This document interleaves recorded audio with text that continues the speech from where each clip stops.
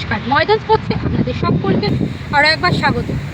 ফুটবলের যাবতীয় খবর জেনে নিতে আমরা চোখ রাখবো ফুটবলের লড়াই নিয়ে।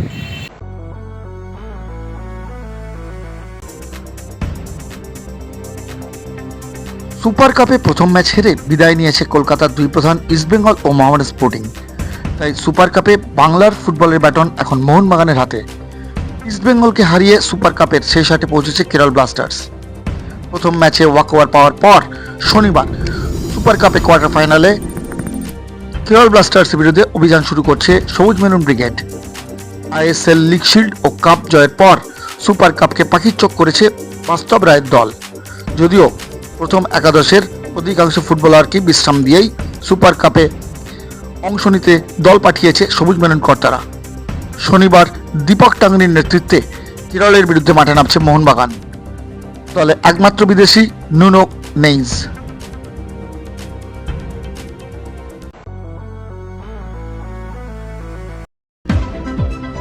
আইএফএ ও রাজ্য ক্রীড়া ও যুব দপ্তরের পরিচালনায় মহিলাদের কন্যাশ্রী কাপের উদ্বোধনী ম্যাচে 8 গোল দিয়ে যাত্রা শুরু করলো ইস্টবেঙ্গলের মেয়েরা। বৃহস্পতিবার রাজ্যের মুখ্যমন্ত্রীর হাত থেকে ট্রফি নেওয়ার পর কন্যাশ্রী কাপে মৈত্রী সংসদের বিরুদ্ধে 8 গোলে জয় ছিনিয়ে নিল লালুদের প্রমিলা বাহিনী। শুক্রবার যাদবপুরের কৃষ্ণভারতী স্টেডিয়ামে কন্যাশ্রী কাপের উদ্বোধন করলেন রাজ্যের ক্রীড়ামন্ত্রী অরূপ বিশ্বাস, ছিলেন দমকল মন্ত্রী সুজিত বসু, আইএফএ চেয়ারম্যান সুব্রত দত্ত সহ বিশিষ্টরা।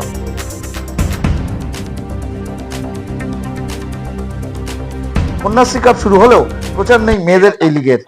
এর জন্য অবশ্য মিডিয়াকেই দুষছেন এটা আমাদের রাজ্যের মাননীয় মুখ্যমন্ত্রী মমতা বন্দ্যোপাধ্যায়ের মস্তিষ্ক প্রসূত। তিনি কন্যাশ্রী কাপ শুরু করেছিলেন, তারপরে আমাদের বাংলার মেয়েরা ফুটবলের প্রতি তারা ঝাঁপিয়ে পড়েছেন, সবাই ফুটবল খেলছে। ফলে বাংলার উন্নতির জন্য যদি কাউকে কৃতিত্ব দিতে হয়, আজকে আমরা জানি আপনারা যে আমরা ইন্ডিয়ান ওমেন্স লিগ জিতেছি, ইস্টবেঙ্গল ক্লাব জিতেছি। এর জন্য যদি কাউকে কৃতিত্ব দিতে হয় সেটাও মাননীয় মুখ্যমন্ত্রী মমতা বন্দ্যোপাধ্যায়। তিনি যদি বাংলার মেয়েদের ফুটবলের প্রতি টেনে না আনতেন তাহলে এই রেজাল্ট পাওয়া যেত। আমি অভিনন্দন জানাব বাংলার সমস্ত ক্রীড়াপ্রেমী মানুষকে, কর্মকর্তাদের, আইএফএ কে, যে তারা সবাই মিলে আজকে বাংলার ফুটবল প্রায় ভারতবর্ষে সেরা ফুটবলে পরিণত হয়েছে। আজকে দেখুন সন্তোষ ট্রফি জিতেছে কে? বাংলা। আইএসএল কে জিতলো league shield Mohun Bagan club, I league কে জিতলো ডায়মন্ড হারবার ক্লাব, আর ইন্ডিয়ান ওমেন লিগ জিতলো ইস্টবেঙ্গল ক্লাব। ফলে সব ট্রফি কিন্তু এখন বাংলায়। ফলে আমাদের কাছে সুযোগ আছে, আমাদের কাছে প্রচুর প্রতিভাবান খেলোয়াড় আছে। আরো ভালো করে সবাই মিলে একসঙ্গে এদের নার্চার করে বাংলা যতদিন ভালো ফুটবল খেলবে ততদিন ভারতীয় ফুটবল ভালো হবে। একটা সময় ভারতীয় ফুটবল, আমি বারবার বলি, যখন শীর্ষে ছিল ভারতীয় ফুটবল তখন বাংলা 7টা-8টা প্লেয়ার খেলতেন। আজকে ভারতীয় দলে একটা প্লেয়ার কখনো খেলেন কখনো খেলেন। ফলে আজকে ভারতীয় ফুটবল 127তম জায়গায় গেছে। আর যেদিন থেকে বাংলার ভালো ফুটবল খেলবে, বাংলার 7টা-8টা প্লেয়ার থাকবে, আবার ভারতবর্ষের সর্বমহিমায় যাবে। কেউ জানতেই পারে না যে কন্যাশ্রী কাপ আজকে শুরু হলো, বা খুব একটা কি মানে কয়েকজন ছাড়া যারা অ্যাসোসিয়েটেড ফুটবলের সাথে তারাই জানে যে কন্যাশ্রী কাপ হচ্ছে বা শুরু হয়েছে। এইটা তো তাহলে লোকে জানতে না পারলে কিভাবে বেটারমেন্ট হবে ফুটবল? না, সেটা দেখুন, জানাবার দায়িত্ব তো আপনাদের মিডিয়া। আপনারা যদি ভালো করে লেখেন, এখান থেকে অনেক গরিব মেয়ে দেখবেন তাদের বাড়ির অবস্থা কি, কন্ডিশন কি, আর্থসামাজিক অবস্থা থেকে তারা উঠে এসছে, কেউ দার্জিলিং থেকে, কেউ পাহাড় থেকে, কেউ সুন্দরবন থেকে, তাদের নিয়ে যদি লেখেন তাহলে তো লোকে জানতে পারবে। সবটাই শুধু অন্যের ঘাড়ে দোষ দিলে হবে না। একটা আগে ছোটবেলায় যখন আমরা ছিলাম তখন 2টো পেজ, কোনো জায়গায় 2.5টা পেজ খবরের কাগজে খেলার ছিল। এখন তো খেলা উঠেই গেছে। ইলেকট্রনিক্স মিডিয়াতে কখন খেলা দেখানো হয় আমি যে ক্রীড়ামন্ত্রী তাও জানি। আপনি কিন্তু সেই কারণেই বলবো 44টা ছেলে মানে অবশ্যই এটা আমি গতবারও দিয়েছিলাম, কিন্তু গতবার সেইভাবে ওরা হোমওয়ার্ক করে উঠতে পারেনি। এবছর আমার একদম মানে প্রাইম অ্যান্ড ফার্স্ট কন্ডিশন হচ্ছে এটাই যে প্রত্যেকটা পজিশনের জন্য 4টে করে প্লেয়ার, তাদের নিয়ে আমরা সারা বছর ক্যাম্প করবো, নার্চার করবো, যাতে এই টিমটাই বাংলা টিম খেলতে পারে। খুবই ভালো কন্যাশ্রী কাপ, ঠিকই বলেছেন যে মাননীয় মুখ্যমন্ত্রী তারই ব্রেনচাইল্ড।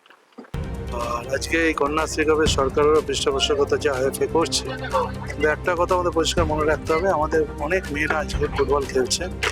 এবং একটু আগে আমি যেটা বলছিলাম, আজ ইন্ডিয়াতে বাংলার 2টো টিম দাপিয়ে খেলেছে। আপনারা যদি খেলা দেখে থাকেন, ইস্টবেঙ্গল চ্যাম্পিয়ন হয়েছে, শিবভূমি 3 নম্বরে হয়েছে। কিন্তু ম্যাচগুলো যদি দেখেন, লাস্ট 4টে মাস শিবভূমি যেভাবে খেলেছে উড়িষ্যার সঙ্গে, হোপসের সঙ্গে, বিভিন্ন দলের সাথে, তাতে বোঝা গেছে যে বাংলার ক্লাবগুলো ভালো করে খেলছে। এবং আর একটা কথা বলতে পারি, লাস্ট ইয়ার কন্যাশ্রী আমরা চ্যাম্পিয়ন হয়েছিলাম, তার আগে আবার ইস্টবেঙ্গলের সঙ্গে আমরা হেরে গেছিলাম, কিন্তু গতবার চ্যাম্পিয়ন হয়েছে। আমরা মনে করি প্রচুর মেয়ে, এই যে একটু আগে বলছিলাম রিম্পা হালদার, মৌসুমী মুর্মু, এরা তো গ্রামেরই মেয়ে। আজকে এই খেলার ফলে গ্রামের মেয়েরা আজকে উঠে আসছে। ভালো, আমাদের সরকারের লক্ষ্য উদ্দেশ্য হচ্ছে ভালো প্লেয়ার তৈরি করা, আমরা সেটা করছি এবং আমরা চেষ্টা করছি। আমাদের প্রায় 70টা মেয়ে আছে আমার শ্রীভূমি আর এয়ারলাইন্স মিলে। 70টা মেয়েকে আমরা সারা বছর রাখা থাকা খাওয়া করে তাদেরকে ফুটবল খেলা শেখাচ্ছি। আমাদের এয়ারলাইন্সটাকেও আমাদের বি গ্রুপে খেলে, সেটাও কিন্তু আমাদেরই টিম। তা আমি মনে করি, আর আমাদের এবার প্রিমিয়ার খেলবে ফুটবল টিম। যেটা বলছিল যে মোহনবাগান এবারে সত্যি তো লিগ সিরিজ জিতেছে, তেমনি ডায়মন্ড হারবারও এবারে খুব ভালো ফল করেছে, উঠে আসছে তো সব এক একটা করে ক্লাব। আর একটা কথা বলে রাখি, ইস্টবেঙ্গল মেয়েরা এবারে চ্যাম্পিয়ন হয়েছে, খুব ভালো। আমরা চাই ফুটবলের এগিয়ে যাক, ফুটবল ভালো, সবাই ভালো খেলে। ক্রিকেটের সমস্ত খবর জেনে নিতে আমরা চোখ রাখবো ফ্রি হিটে। কলকাতা পেতে চলেছে আরও একটা ক্রিকেট স্টেডিয়াম। নিউ টাউনে হতে চলেছে আরও একটি আন্তর্জাতিক মানের ক্রিকেট স্টেডিয়াম। বৃহস্পতিবার ইস্টবেঙ্গলের শতবর্ষ উদ্বোধনে এসে এমনটাই জানালেন রাজ্যের মুখ্যমন্ত্রী মমতা বন্দ্যোপাধ্যায়। তিনি বলেন, ডুমুর জেলায় ক্রিকেট একাডেমি গড়ে তুলুক সিএবি, আর নিউ টাউনে ক্রিকেট স্টেডিয়াম গড়ে তোলার জন্য রাজ্য সরকার জমি দেবে বলেও জানান মুখ্যমন্ত্রী। আমি স্নেহাশিসকে বলবো, সৌরভের সাথে আমার কথা হয়েছে, ক্রিকেট একাডেমিটা তোমরা করে নাও ডুমুর জলায়, কারণ তোমাদের ওখানে সিএবি স্টেডিয়াম করার কথা ছিল আরেকটা, কিন্তু যেহেতু ওখানে জলাশয়টা বেশি, কোনো একটা কোর্টে কেস হয়েছে, ঝামেলার মধ্যে যাওয়ার দরকার নেই। কিছু লোক আছে কেস টেস একটু ভালোবাসে, ওদের ভালোবাসে দাও, কিন্তু তোমরা ওখানে একটা কাজ করো, তোমরা একটা ক্রিকেট একাডেমি করে নাও, কারণ ওখানে তোমাদের জন্য রাখা আছে, তোমরাই অ্যাপিল করেছিলে সেই হিসেবে। আর তাছাড়াও আমি তো চাইবো যে সিএবি আর একটা স্টেডিয়াম করুক, কারণ আমাদের একটা জমি পড়ে আছে অলরেডি, কারণ ফিফা বলেছিল একটা ফুটবল স্টেডিয়াম করবে, রাজারহাটে 15 একর জমি পড়ে আছে, কিছু হয়নি, আজকে 7-8 বছর হয়ে গেল। সুতরাং 3 বছর পর্যন্ত আমরা টাইম দিই, 3 বছর পরে ফেলে রাখলে তখন সেটা state government any time resume করে যাকে ইচ্ছে দিতে পারে। আইন ফলো করেই আমরা চাই যে ওখানে একটা ভালো স্টেডিয়াম গড়ে উঠুক। ফুটবল চেয়েছিলাম, বাট করতে পারলো না, তা যদি কেউ না করতে পারে তো আমি কি করতে পারি? সেই জন্য সল্টলেক স্টেডিয়াম অলরেডি আছে, আর ক্রিকেট স্টেডিয়াম তোমরা যখন করেছো অনেক দিন আগেকার, তাতে সবাই এত খেলা পড়ে, প্রেশার এত আছে, ক্রিকেট সবাই ভালোবাসে, কলকাতায় হোক প্রত্যেকটা ক্রিকেট ম্যাচ, কিন্তু সেখানে অ্যাকোমোডেট করতে গেলে তোমার আরও জায়গা দরকার, এবং সেই জন্য আমি মনে করি তোমরা আর একটা ক্রিকেট স্টেডিয়াম করো, এবং সেজন্য যে হেল্প করার আমাদের জমির ব্যাপারে আমি নিশ্চয়ই সাহায্য করব, সেটা তোমরা দেখে নাও। আইন প্রণয়ন করতে হবে, আইন মেনেই করব। মুখ্যমন্ত্রীর দুটি প্রস্তাবকে স্বাগত জানালেন সিএবির সভাপতি স্নেহাশিস গাঙ্গুলি। ডুমুর জেলা নিয়ে ইতিমধ্যেই কাজ শুরু করে দিয়েছে সিএবি, প্ল্যানও তৈরি, ডিজাইন পাস হয়ে গেলেই কাজ শুরু হয়ে যাবে বলে জানালেন সিএবি সভাপতি স্নেহাশিস। উনি দুটো প্রপোজাল বললেন, একটা হলো ডুমুর জলা নিয়ে অলরেডি কাজ চলছে, সেটা অলরেডি আন্ডার প্রসেস আছে, কারণ আমরা তার ডিজাইনও সাবমিট করেছি, বা জাস্ট অ্যাপ্রুভালের জন্য আমরা ওয়েট করছি। আর দ্বিতীয় প্রপোজাল যেটা দিলেন সেটা খুবই সুন্দর, কারণ একটা যদি সেকেন্ড স্টেডিয়াম তৈরি হতে পারে তার থেকে ভালো কিছুই নেই, বাট এটা সময় সাপেক্ষ, তার জন্য এখনো কোনো কথাবার্তা শুরু হয়নি, বাট অসাধারণ প্রপোজাল। এটা আমাদের ফার্স্ট মূল লক্ষ্য, সেটা হচ্ছে একটা ক্রিকেট একাডেমি তৈরি করার। স্টেডিয়াম করতে গেলে সময় লাগবে, তার জন্য আলাপ আলোচনা করতে হবে, বাট যেটা আমাদের একাডেমির যেটা নমুনা সেটা অলরেডি তৈরি হয়ে গেছে, সেটা আমরা কয়েকদিনের মধ্যেই হয়তো অ্যাপ্রুভালের জন্য পাঠাবো। যদি অ্যাপ্রুভাল হয়ে যায়, আশা করি অ্যাপ্রুভাল হয়ে যাবে যেরকমভাবে আমরা ডিজাইনটা করেছি, তো ওইটা আমাদের কাছে এখন ফার্স্ট প্রায়োরিটি।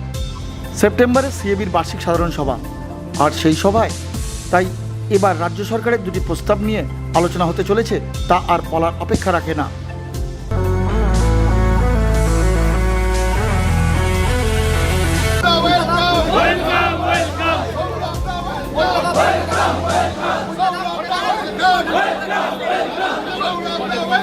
স্টেশন থেকে খেলার মাঠ, সর্বত্রই তাকে ঘিরে ভিড়। কলকাতা হোক বা মালদা, চিত্রটা সর্বত্রই এক। বৃহস্পতিবার প্রথম মালদায় পা রেখেছিলেন সৌরভ গঙ্গোপাধ্যায়। উদ্বোধন করলেন Jagmohan Dalmiya indoor cricket court. পরিদর্শন করলেন মালদা জেলা ক্রীড়া সংস্থার ভবন। গরম উপেক্ষা করে সৌরভকে দেখতে সর্বত্রই ভিড় উপচে পড়েছিল। মালদা ছাড়ার আগে মহারাজ খুদে শিক্ষার্থীদের কি বললেন শুনে নিন। ক্রিকেট অ্যাসোসিয়েশন অফ বেঙ্গলের তত্ত্বাবধানে অনেক ফ্যাসিলিটি পাওয়া হয় ডিস্ট্রিক্টে। তোমরা সেই ফ্যাসিলিটিটাকে ব্যবহার করবে আর খেলাধুলো যাতে তোমাদের এগিয়ে নিয়ে যেতে পারো সেটা দেখবে। ডিস্ট্রিক্ট থেকে পশ্চিমবাংলা ডিস্ট্রিক্ট থেকে বহু প্লেয়ার বাংলার হয়ে খেলেছে, সে নর্থ বেঙ্গল হোক, সাউথ বেঙ্গল হোক, বহু প্লেয়ার বাংলা ভারতের হয়ে খেলেছে। ঋদ্ধিমান শাহ খেলেছে শিলিগুড়ির ছেলে, লক্ষ্মীরতন শুক্লা খেলেছে হাওড়ার, মনোজ তিওয়ারি হাওড়ার, আর আরও অনেকে যারা ডিস্ট্রিক্ট থেকে বড় হয়েছে, ডিস্ট্রিক্টে জন্মেছে, তারা ডিস্ট্রিক্ট থেকে গিয়ে বাংলা ও দেশের হয়ে খেলেছে। তাই ডিস্ট্রিক্ট জেলা বাংলার ক্রিকেটের জন্য একটা খুব ইম্পর্টেন্ট প্রতিষ্ঠান, প্রতিটি জেলা।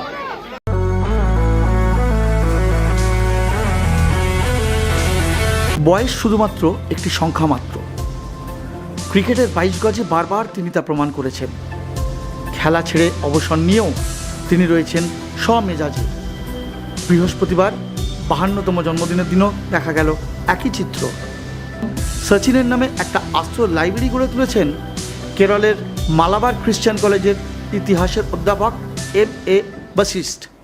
মালাবার কলেজের সচিন নিয়ে লাইব্রেরিতেও পালিত হলো গড অফ ক্রিকেটের জন্মদিন। সচিনকে নিয়ে 11টি ভাষায় লেখা বইও রয়েছে এই লাইব্রেরিতে। এমনকি সচিনকে নিয়ে বাংলাতেও লেখা বইও স্থান পেয়েছে এই লাইব্রেরিতে। পাশাপাশি সচিন নিয়ে গানও রচনা করে তাতে সুর দিয়েছেন খেলা পাগল এই অধ্যাপক। সেই গান গেয়েছেন তার ছাত্রছাত্রীরা। ময়দানের আনাচে কানাচে বাকি খবর জেনে নিতে আমরা চোখ রাখবো ময়দানে কিচিরমিচিরে।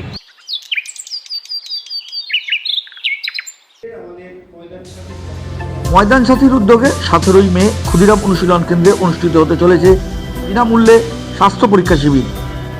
এই শিবিরের মূল উদ্দেশ্য কলকাতা ফুটবল লিগ শুরুর আগে ফুটবলারদের স্বাস্থ্য পরীক্ষা করা। শুক্রবার কলকাতা ক্রীড়া সাংবাদিক ক্লাবে এক সাংবাদিক সম্মেলনে এমনটাই জানালেন উদ্যোক্তাদের পক্ষে স্বরূপ বিশ্বাস। নতুন করে প্রাক্তন সম্পাদক এগুলো পরিচয় দেওয়ার প্রয়োজন পড়ে না। আমার ডান দিকে আমাদের অত্যন্ত শ্রদ্ধেয় শঙ্করদা। হাজির ছিলেন আইএফএ চেয়ারম্যান সুব্রত দত্ত, শঙ্কর দাস, সৌরভ পাল, জয়দীপ মুখার্জি, রবীন ঘোষের মতো ক্লাব কর্তারা। ময়দান সাথীর এই উদ্যোগ প্রসঙ্গে সুব্রত দত্ত বলেন, ব্যক্তি একটু এই পিজিতে ভর্তি করি না, কারণ ভাই ও আর্থিক ক্ষমতা নেই প্রাইভেটে চিকিৎসা করা, ওকে পিজিতে করে দাও।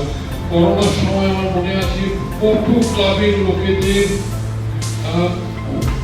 অনেককে বলেছি, তার মধ্যে সৌরভকে তো আমি জ্বালিয়ে মারতাম, বিভিন্ন হাসপাতালে সৌরভ ভর্তি করিয়ে দিত। তো এই যে যতটুকু পরিচিতি আছে সেটাকে কাজে লাগিয়ে কাদের আমি সেবা করছি, কাদের পাশে দাঁড়াচ্ছি, যারা সারা জীবন ধরে আমার পাশে দাঁড়িয়েছে।